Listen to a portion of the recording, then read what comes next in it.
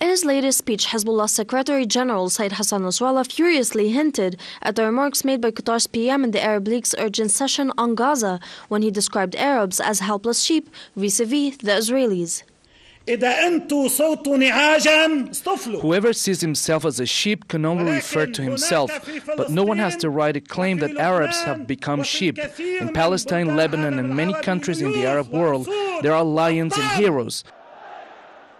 And from here, we stress again that the Islamic Republic of Iran, Syria and Hezbollah will never abandon Gaza, and we will continue to stand by the Palestinians, fulfilling our religious, national and humanitarian duty. Meanwhile, in Lebanon's Palestinian refugee camps, the Qatari PM's remarks have hit the wrong nerve, with many refugees who slammed this description, claiming that the masks are falling for the last time. The refugees who criticized what they described as double standards followed by some Arab state leaders questioned why these same leaders who have been vocal over supporting foreign-backed armed militants in Syria for the past 2 years have stood in silence over the bitterness and suffering of the Palestinian people for over 6 decades. Billions of dollars they paid, billions of dollars for a conspiracy against the one Arab state which openly helped us defend our honor, Syria. The Islamic Republic of Iran declared a day for all Kurds. What did they do? Every time they meet in the Arab League, I prayed that they never agree on anything, because the only thing that they seem to agree on is conspiring against us. Where are their petrodollars?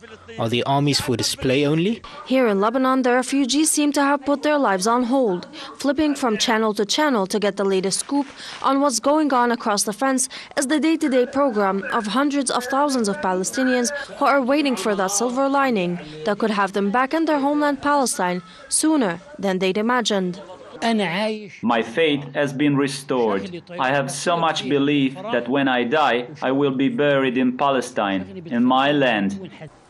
Since the 1948 Nakba, Lebanon has been host for over 500,000 refugees, a number which statistics claim has at least tripled since the enforced exodus.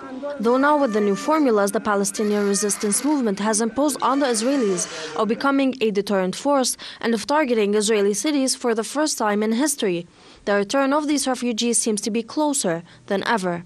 As the Palestinian resistance continues to counter the Israeli aggression on Gaza, Palestinians in diaspora who have long given up on state-sponsored mediations and negotiations say that they have their hopes set on the Palestinian resistance, which they now see as the only means to put an end to their decades-long misery in the slums of refugee camps.